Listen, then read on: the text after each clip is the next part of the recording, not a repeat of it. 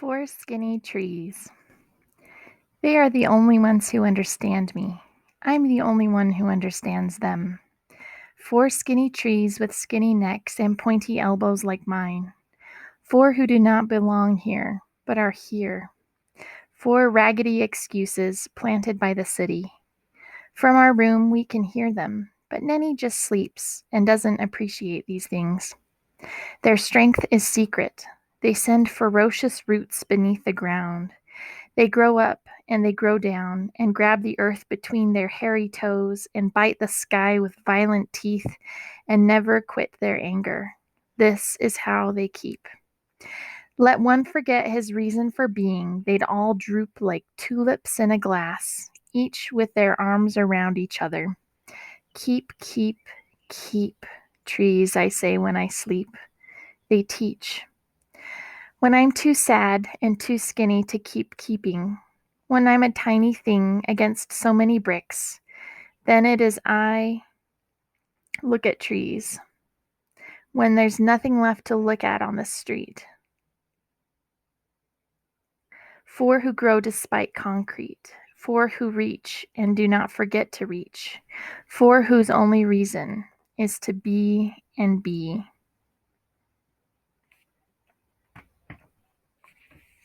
No speak English. Mamacita is the big mama of the man across the street, third floor front.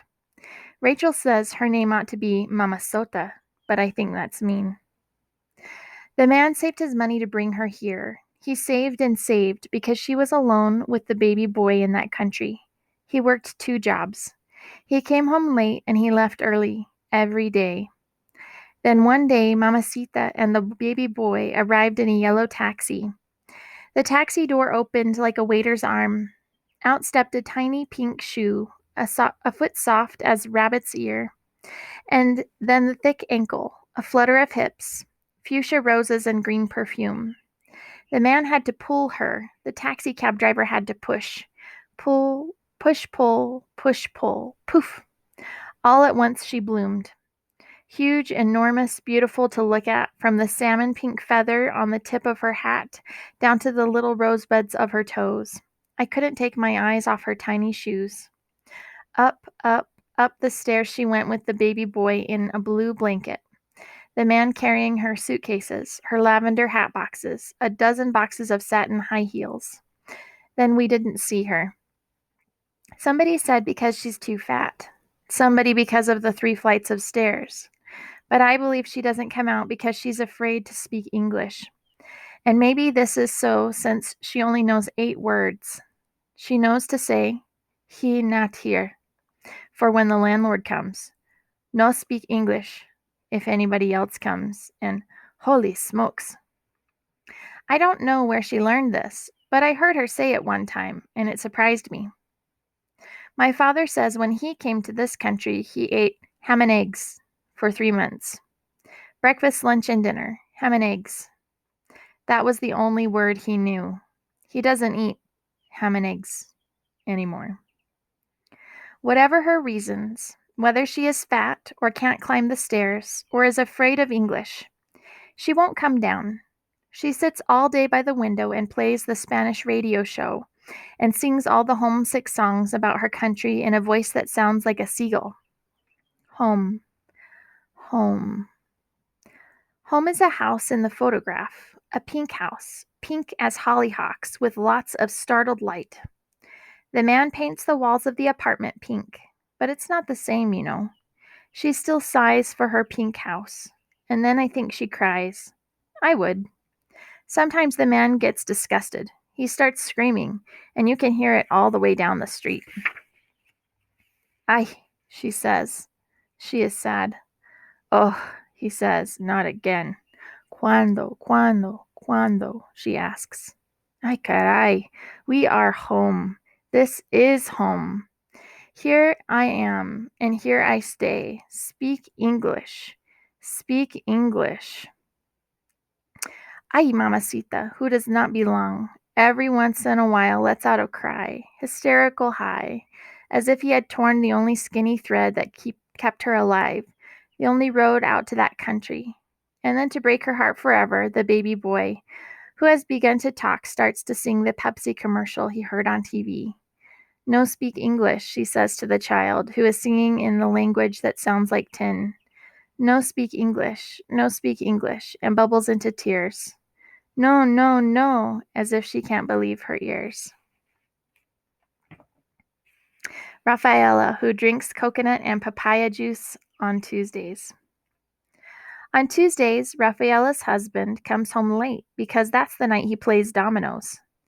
And then Rafaela, who is still young but getting old from leaning out the window so much, gets locked indoors because her husband is afraid Rafaela will run away since she is too beautiful to look at.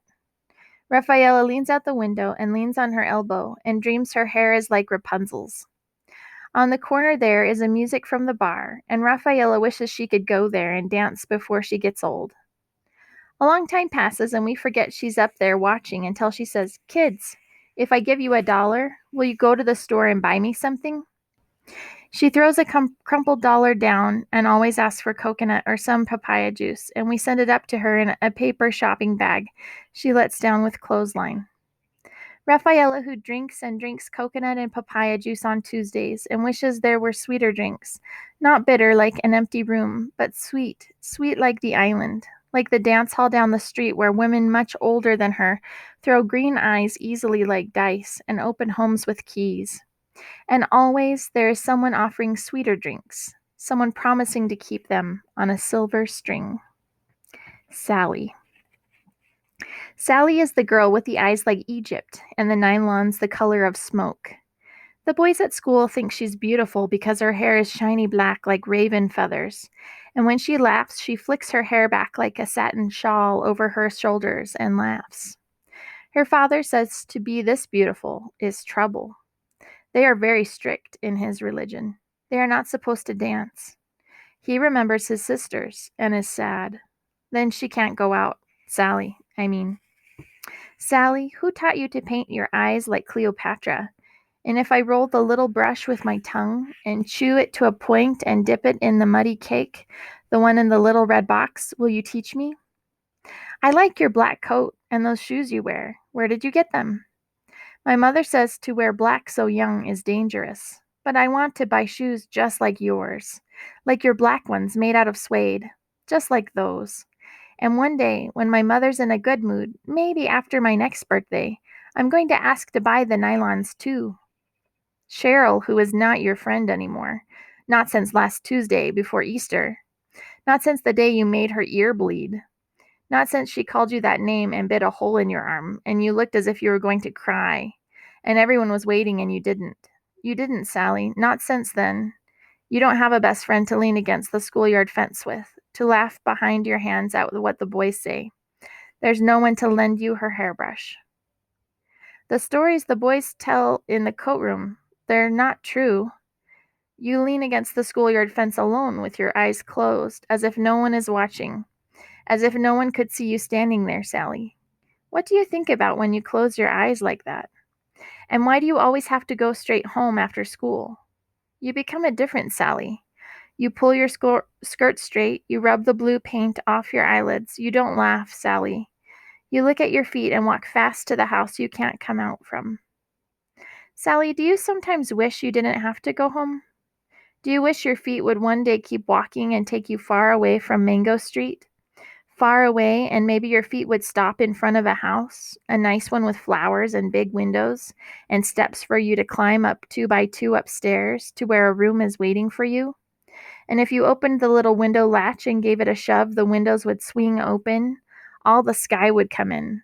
There'd be no nosy neighbors watching, no motorcycles and cars, no sheets and towels and laundry, only trees and more trees and plenty of blue sky. And you could laugh, Sally. You could go to sleep and wake up and never have to think who likes and doesn't like you. You could close your eyes and you wouldn't have to worry what people said because you never belonged here anyway. And nobody could make you sad. And nobody would think you're strange because you like to dream and dream. And no one could yell at you if they saw you out in the dark leaning against a car, leaning against somebody without someone thinking you were bad, without somebody saying it is wrong, without the whole world waiting for you to make a mistake when all you wanted, All you wanted, Sally, was to love and to love and to love and to love. And no one could call that crazy.